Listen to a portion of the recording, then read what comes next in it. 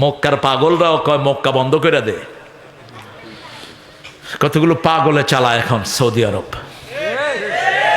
পাগল এখন ক্ষমতায় বসেছে, 500 সিনেমা হল খুলেছে। মূর্খ, নাদান, অসভ্য। কাবার বহু ইমামকে জেলখানায় ঢুকিয়েছে শয়তান। নাইট ক্লাব খুলেছেন তিনি, মহিলাদের ড্রাইভিং চালু করেছেন। আল্লাহ আমাদেরকে হেদায়েত দান করেন। হেফজখানা খুলে দিল। রাত 3টার সময় কোমলমতি শিশু উঠে পড়ে, রব্বানা যালামনা আনফুসানা ওয়া ইন লাম তাগফির লানা ওয়া তারহামনা লানাকুনান্না মিনাল খাসিরিন। আল্লাহর আরশে জোশ পড়ে যায়। আল্লাহ বলে, ও করোনা বাংলাদেশ থেকে ভেগে যা। আমার এই মাসুম শিশু মাসুম কণ্ঠে আমাকে ডাক দিয়েছে, তার পিতা মাতাকে আমি হেফাজত করে দিলাম। আস্তে আস্তে খুলে দিয়েছে মসজিদ। হেফজখানায় যাবেন কি চুপ করে বসে থাকবেন? হেফজখানার এই যে গুনগুন, হাজার রোগের ঔষধ এটার ভিতরে। এই যে গুনগুন করে পড়ে সব রোগ ভেঙে যায়। একটা মৌমাছি মধু আহরণ করে 24,000 বার ফুলের মধ্যে ঘুরে। কয় হাজার? 24,000 বার। মৌমাছি মৌমাছি, কোথা যাও নাচি নাচি, দাঁড়াও না একবার ভাই, ওই ফুল ফুটে বনে, যাই মধু আহরণে, দাঁড়াবার সময় তো।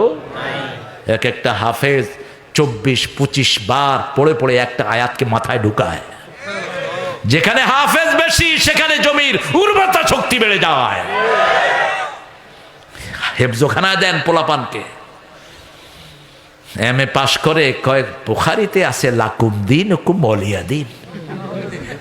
হ্যাঁ, কি আফসোস এদের জন্য, আশ্চর্য। আর এই গত কয়েকদিন আগে একটা ছেলে, তোমার নাম সাব্বির, মাত্র 10 মাসে 30 পারা কোরআন মুখস্থ করে ফেলেছে। আমার কোলে এনে দিয়েছে শিশুটাকে, ছোট্ট শিশু। বললাম, সাব্বির তুমি কেমন আছো? কয় আলহামদুলিল্লাহ। তোমার আব্বা আম্মা কেমন আছে? আলহামদুলিল্লাহ। তোমার প্রিয় জিনিস কি? বলছে কোরআন তেলাওয়াত। বয়স 9 বছর। কয় বছর? এরকম হাজার ব্রেন আমাদের দেশে আছে না নাই? কিছু হুজুরের জন্য পারে না, কিছু হুজুর আছে উল্টা পাল্টা পিটে। হুজুরের রক্ত মূর্তি দেখে পোলাপান কয় কোরআনও ছাড়ছি, নামাজও ছাড়ছি। কোত্থেকে এত কুত্তা মেজাজ লইয়া পয়দা হস্তরা? হ্যাঁ, বাংলাদেশের মতো ব্রেনি ছেলে সারা পৃথিবীতে নাই। গত 20 বছর সারা পৃথিবীতে কোরআনের ফার্স্ট হচ্ছে কে? কে? মারো কেন এদের? কেন মারো?